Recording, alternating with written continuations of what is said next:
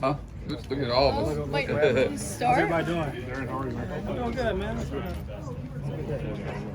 Cramped up though. Do you want me to do this one? Oh, sure. So, Darren, what did you hope to accomplish today? What were your expectations? Yeah, I'm really proud of the name I feel like I built throughout my years at Clemson, and just to kind of build off that. Like, obviously, I'm very self-aware. Like, I don't have premier stats, but I feel like I got premier respect. I built some great character, and I know I can play.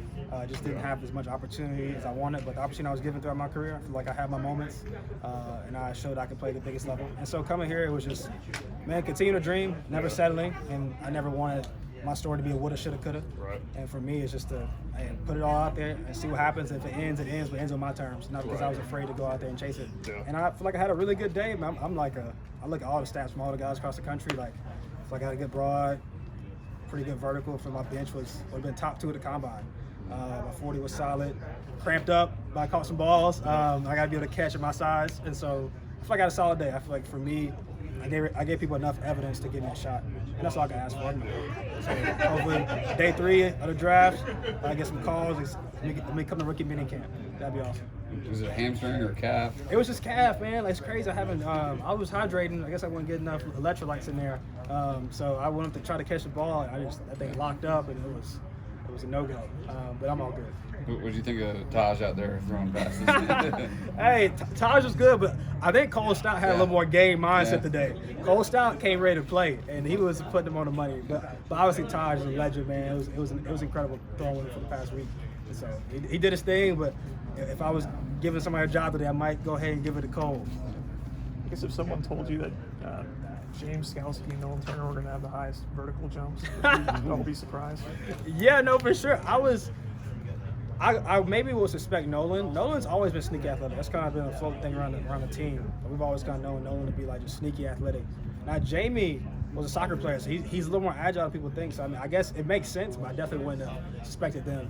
And sometimes vertical is tricky, man. Like, you go say dunk a basketball or jump and touch to the top. I feel like it's not as accurate as some of the guys that may have higher verticals, you go tell them to dunk a basketball. But no, hats off those guys. Those are big numbers for them, for sure.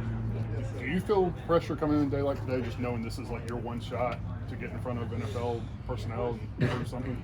Yeah, like yes and no. I really just trusted. I felt like the worst thing I could come and do today was to press, and I did feel like appropriate pressure to train, like really put my head down the past couple months and know like I got to give people a reason to give me a shot. And I feel like I did that today. But then at the end of the day, once you get, it's just like a game. You kind of trust that you got everything inside of you that you need. And you go believe, and then you take a deep breath and you go have fun. I was smiling a lot today until I cramped up, but it was a good day. What's the biggest way you think you could help an NFL roster? Yeah, I think for me, it's like just meeting a lot of guys throughout the past couple of months that's been in the league and knowing some of my friends that went on from Clemson. It's just like, at the end of the day, there's always someone on the roster that you know nothing about that plays special teams. And is a solid backup, and is always ready to play. And I feel like for me, that's kind of ironically been my Clemson experience. And I think I could go do that at the next level for a ball club and really just bring value to the organization. And then I'll be cheap labor. Look, at the end of the day, that's what it comes down to. It's a business, man. If you can pay somebody less money to do a job, and I will take whatever they're willing to offer. So. If things don't pan out with the NFL, you have any idea what you might want to do with your future? I know you probably have a lot of opportunities. I'm taking one of these mics. Yeah. It's already in the works, but definitely want to get into the media space. Kind of been flirting with my podcast and throughout my Clemson experience being in front of the camera.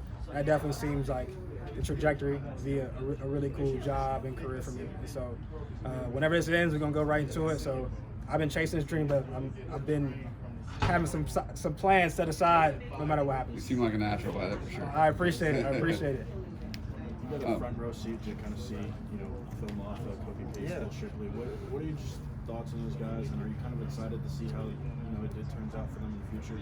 Man, I'm very excited. I joke with Coach Spiller. He came into a situation where he was really blessed with a really good room. Man, you really can't get any better. Like, all those guys bring something different to the table. They're all selfless. All those guys can hold their own too. But it's gonna be cool to see them kind of like carry a low as like a little triple threat this year. But I'm excited. I think Shipley obviously is an alpha, big play. Kobe is big, can make big plays. Phil is sneaky fast than people think. So I mean, the sky's the limit for those guys, seriously, and hopefully they can continue to stay selfless. And I think it's going to be a special year for Clemson. Phil's been the guy this spring with Yeah. getting all the reps for the ones. Exactly. Coaches have been raving about him. I guess you saw he was kind of mature beyond his Right. years.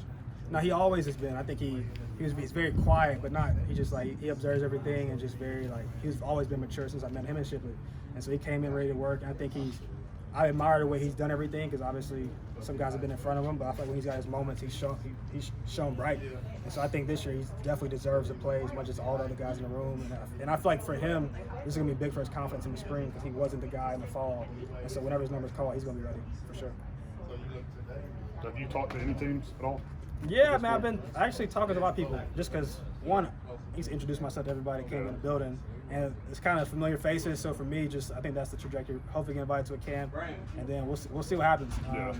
But like I said, there's always someone on the roster that you don't know that's on the roster, and I want to be one of those guys. Do you have an agent or anything? Yeah, my agent's Kelly Masters. She's at OKC, so she's been very helpful, and that was just a blessing. She's a great person. So. Good. Yep. Thanks, French. Thanks, Darren. Yeah, appreciate you guys.